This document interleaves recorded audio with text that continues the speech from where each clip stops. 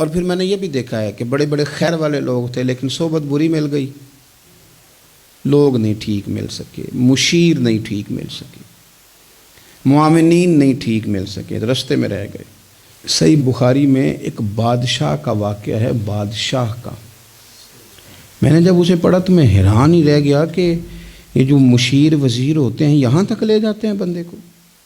وہ ہمارے ایک وزیر صاحب نے تھوڑے دن پہلے کہا ہے، بیچارے نا خبروں میں رہنے کے لیے اس طرح کی شرارتیں کرتے ہیں۔ اس کی وجہ یہ ہوتی ہے کہ ملک کا نظام تو چلتا نہیں، تو پھر وہ چاہتے ہیں کچھ لوگوں کو ادھر الجھا دو تاکہ وہ اصل سے ان کی توجہ ہٹ جائے۔ انہوں نے کہا جی قائد اعظم اسلامی ملک نہیں بنانا چاہتے تھے، تو کون سا بنانا چاہتے تھے؟ پاکستان کا مطلب کیا؟ لا الہ الا اللہ محمد رسول اللہ صلی اللہ علیہ وسلم۔ میں آپ کے جواب میں صرف اتنی بات کہوں گا کہ جو پاکستان بنانے والے تھے نا، وہ آپ کی طرح کے لوگ نہیں بنانا چاہتے تھے، آپ کی طرح کے لوگوں کے حوالے نہیں کرنا چاہتے۔ ہمارے لیڈروں کا یہ حال ہے کہ اس طرح کے لوگوں کو مشیر بنا لیتے ہیں، وزیر بنا لیتے ہیں۔ یہ کتنی رکاوٹ پیدا کرتے ہیں، کتنی تباہی کرتے ہیں۔ دیکھیے بخاری میں موجود ہے، ہرقل بادشاہ نے حضرت ابو سفیان رضی اللہ تعالیٰ عنہ، جو اس وقت ابھی کلمہ نہیں پڑھتے تھے، ان کو بلا کے نبی پاک علیہ السلام کے بارے میں ساری باتیں پوچھی۔ ایک ایک بات اس نے حضور کے بارے میں پوچھی، اور آخر میں یہ بھی پوچھا کہ کیا انہوں نے معاذ اللہ کبھی جھوٹ بولا ہے؟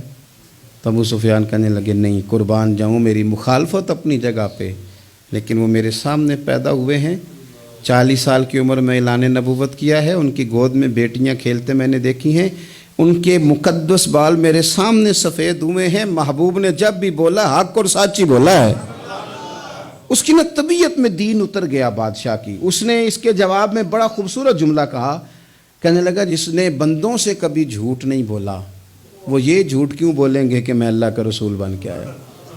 اس کی طبیعت تسلیم کر گئی کہ نبی پاک علیہ الصلوۃ والسلام سچے اور آخری نبی ہیں، اور اس نے اظہار بھی کیا، کہنے لگا مجھے یہ تو امید تھی کہ اللہ کے آخری محبوب علیہ السلام اپنی شانوں، عظمتوں، رفعتوں، بلندیوں سمیت تشریف لانے والے ہیں، پر یہ نہیں پتہ تھا کہ وہ اہل عرب میں سے آئیں گے۔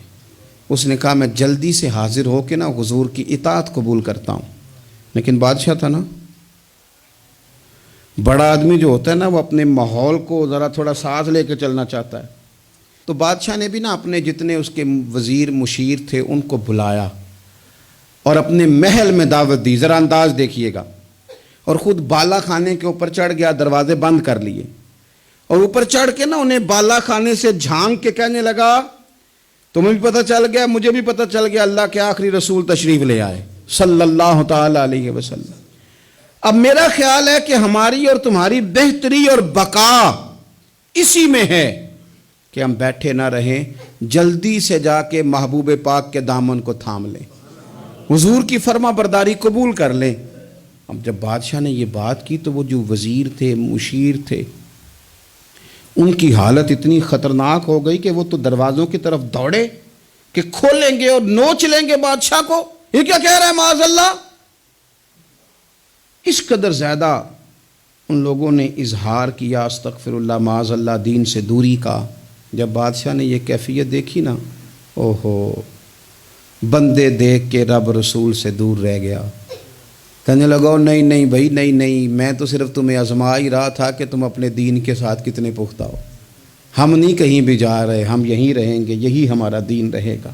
ان وزیروں نے، مشیروں نے، دوستوں نے، قریبی لوگوں نے رسول اللہ کی غلامی میں نہیں آنے دیا۔ اتنا برا اثر کرتے ہیں یہ مشیر وزیر، اتنا خوفناک حال کر دیتے ہیں انسان کا قریب رہنے والے لوگ کہ سامنے کرم کا دریا بہہ رہا تھا، لیکن اس کی بدقسمتی دیکھو، وہ دور اس لیے رہ گیا کہ اس کے دوست ٹھیک نہیں تھے، مشورہ دینے والے ٹھیک نہیں تھے، قریب رہنے والے ٹھیک نہیں، یہ دور رہ گیا۔ اور نجاشی کلمہ پڑھ کے محبوب کا مسلمان ہو گیا۔ اور حضرت عائشہ صدیقہ فرمایا کرتی تھی نجاشی وہ خوش قسمت مسلمان ہے کہ جب وہ دنیا سے گیا تو اس کی قبر سے بھی نور نکلا کرتا تھا۔